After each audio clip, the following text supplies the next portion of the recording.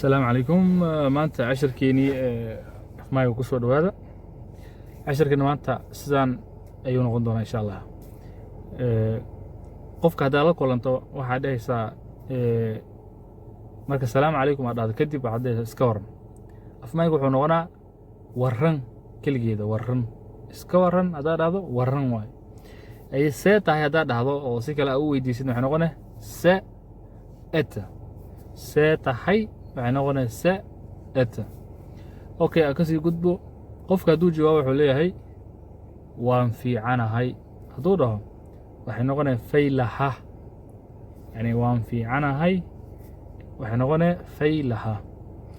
ay okay, waan nabad qabaa inuu qofka dhahaa laga yaabo markuu ku jawaabayo. waxaa la dhihi karaa marka may wuxuu noqonaa nebada gaba. nabad ayaan qabaa, nebada gaba. markaa meesha u gudbo qofka haddaad dhahdo soo dhawow, markaad dhahdo may wuxuu noqonaa hadhowaaw, yani soo dhawow waxay noqonee hadhowaaw. waxaa laga inaad dhahdo gurigaa waaye, yani soomaalida dhahaan, ama ha ismartiyeynin.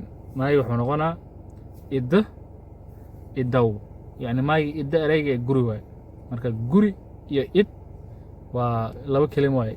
guri haddaad dhahdo maxay tiri waay, idna guri waaye, isla may laakiin may ahaan waaye. marka waxay noqonee guriga gurigaaga waaye. may wuxuu noqonaa idda iddaw. kasii gudbo. haddaad dhahdo qofka inteed u socotaa, ama qof ku soo maray ama is aragteen waa is wareysateen, inteed u socotaa. anta anjeeda, anta anjeeda, antee u socotaa. ay tusaale qofka markaa la kulanto haddaad dhahdo waa lagu waayey, waa lagu waayey markaa leedahay qofka hebelow waa lagu waayey sooma, waxay noqonee walka waay. hebelow walka waay, ama heblow waa lagu waayey, caliyow aadanow hebel, yani waa lagu waayey. hebelow ama hebelow waxay noqonaa heblaaw, yani fulaan magac waay. laakiin walka waay macnay taa waa lagu waayey waa. waxaa dhehaysaa maalan afmaayga marka waa lagu waayey ee walka waay ayay noqonaysaa. marka jawaabtu waxay noqonaysaa waan joogay ley, yani waan joogay ama meelna ma aadin. maay wuxuu noqonaa roogi ley. waan joogay waxay noqonaa roogi ley, yani marka waan joogay roog. mana afmaayga haddaad xaraf xarafan u qaadno joog ama joogitaan maxay banay wuxuu noqonaa roog, yani roogow, yani qofka inuu meel ku sugnaado. okay, sidoo kale haddaad dhaha qofka guriga ka waran, yani iyo reerka, waxay noqonaa afmaayga idda ka waran. haddaynu waa sheegnay guri waa id, marka idda ka waran iyo guriga ka waran, ama see lagu yahay guriga ama cidda. idda ka waran, marka idda ka waran waxay noqonaysaa reerka, ilmaha, familka, waxay xaaladda guud ahaan la soo koobo waa marka idda ka waran. marka darsigeena maanta intaan kusoo koobaynaa waxaan kusoo khatimayaa.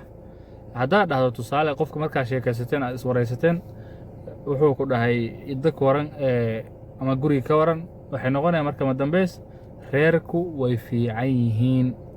waxaad dhihi karta afmaayga reerka faylayin, ama yani saasaad dhihi karta reerka way fiican yihiin. reerka yani reerkii oo xoogaa wax laga bedeli waaye. reerka, reerku, reerka, yani way fiican yihiinna faylayin aad dhihi karta.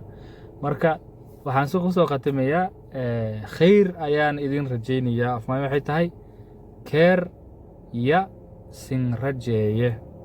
khayr ayaan idin rajaynayaa, keera sin rajeeye. waxaa kaloo dhihi kartaa keera sinka oga, ilaa maxaatiriga wuxuu noqonaa khayr ayaan idinku ogahay. marka waa mahadsantihiin. wixii commenti way aragtay ii reeba. sidoo kale muuqaalkan asxaab badan gaarsiiya insha Allah. I hope waxaan rajaynaa insha Allah in dad badan ay ka faa'iideysan doonaan. waa mahadsantihiin.